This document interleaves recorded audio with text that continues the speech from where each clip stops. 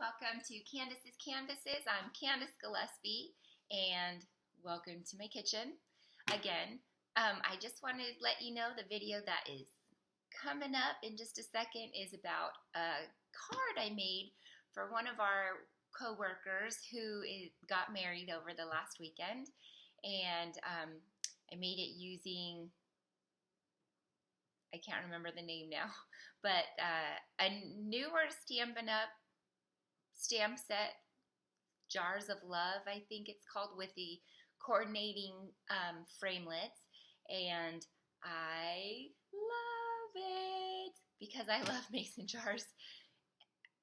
They're just so fun and so cozy. So anyway, I hope you enjoy this video. Remember to give me thumbs up, and if you're not already a subscriber, subscribe so you don't miss another video. Thanks so much, guys, for all you do, and share everything you have by hashtagging. How do people do the hashtag? I did it! Hashtag Candace's Canvases. And you can find me on Facebook, links right here. You can find me on Instagram, links right here. And you can find me on Pinterest, links right here. I hope this all lines up because right now I'm pointing to nothing. So we'll see how good my editing skills are. All right, crafty people. Okay, so here I have the Jars of Love stamp set along with the coordinating dies. And I got this from my Stampin' Up friend, Terina. I will link her Stampin' Up link, I couldn't think of the word, down below in the description box in case you're interested in the stamp set and you don't already have a Stampin' Up demonstrator.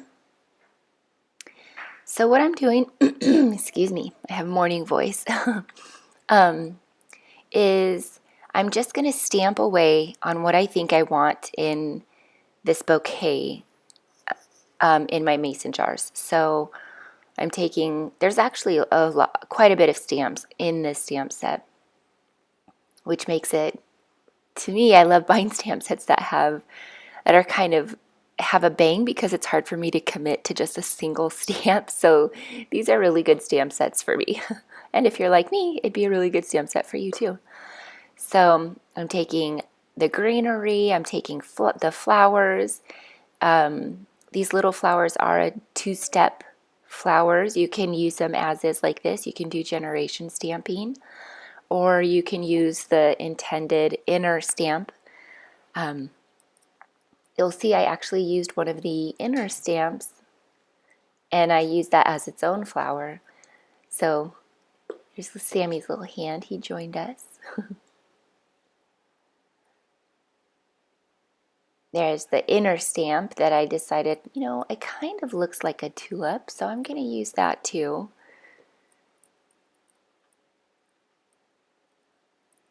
And I actually didn't know it wasn't its own stamp until I started stamping the insides, and I thought, oh geez, that belongs on the inside of this one. So stamping away. This would be a cute way to make a background or a background for a card or things like that. So, okay, for the tulip looking ones, I'm just gonna see how I just inked up the outside and then I stamped over the yellow flowers. Here's another scrap piece of paper that I'm just gonna stamp my jars onto.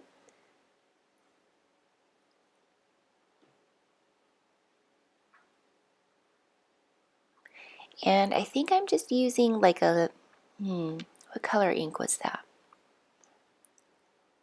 A smoky, Sahara sand, I think it was, just light enough. Okay, and so here is where I'm just going to put my die cuts on and fix them down with a little bit of masking tape.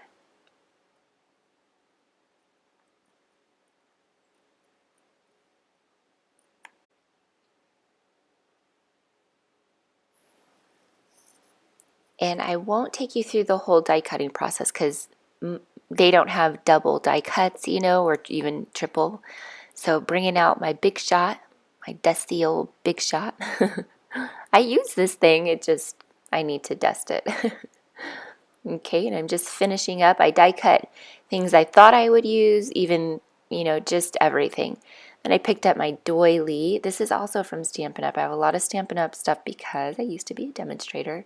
But I've decided I love doily die cuts, so I'm definitely going to get more of those from somewhere.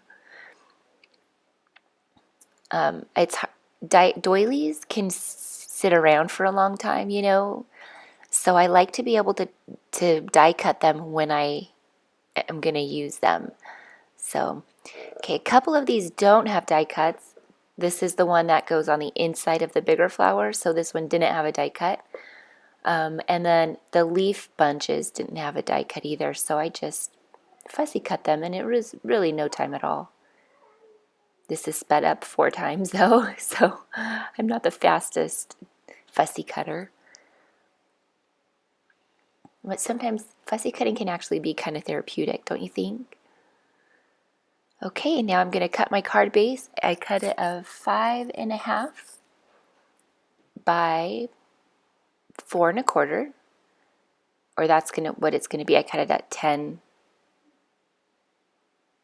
11 by 4.25. Hello, my brain is working slowly. And then I'm going to cut out the inside of these mason jars just by poking a hole in it. And oh, that's Jacob's hand. He's on my lap. He's just turned 4 months old. I can't believe it. Okay. And so thinking back, I could have, see, I was about to say I should have, but then I think, no, I shouldn't have because it turned out really good too, or I like how it turned out anyway. But I could have done without the pattern paper and just kind of a monochromatic white on white kind of thing with just the colored flowers.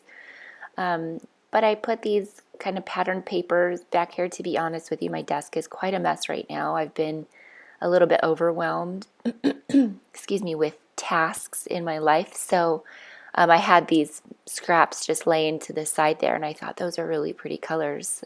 I liked how they all went together, so I used them. And I'm only going to glue just like half of the mason jars down right now so I can arrange my die cut flowers under here. And then when I'm done kind of fixing where I want these to go is when I'll finish gluing those down. So that love up there is a die cut, and so are those feathers.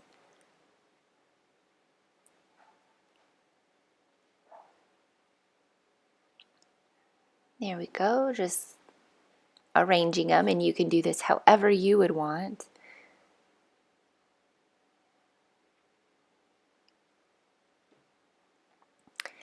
Now I'm just gluing down the flowers, and a couple of them I think I popped up on dimensionals, excuse me, and probably like 2 of them, 3 of them it looks like I popped up on little tiny dimensionals. These little circular dimensionals, believe it or not, I got them at the 99-cent store. Love that place. I think that's it for the front. I'm just kind of seeing if I wanted these out on the front. And I think if I stuck with a monochromatic theme, then it would have been cute to have those feathers. Oh yeah, I put those leaf bunches kind of on the side there. And then finalizing my gluing on the mason jars. And then these are just some Simon Says Stamp enamel dots that came in a kit, and I still have a few, so they're soft enough. The lighter pink ones are soft enough to go with this card.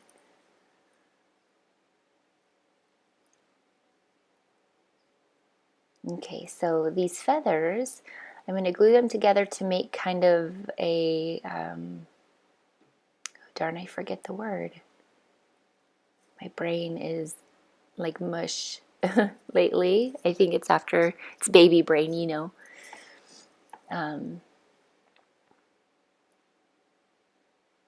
what are those things that you hang up on the wall and they're long and they're like usually greenery. Anyway, that's what I kind of made it. And then I put it on some more coordinating pattern paper, and here's just a little message. I really don't mind that the love is white on top of the white feathers because it's just kind of a whisper of a message. This is a wedding card, so, you know, why not? Then this says congratulations. At first I tried to stamp it on the card and there was something funky with it that it didn't work out right. So I decided I'm just going to cover it with a little banner, a white on white banner. And I'm stamping that in Calypso Coral, I think. Just cutting it out, doing my best, eyeballing. Turned out pretty good. Even on, top and bottom. You can see how there's that bubble in the middle of that.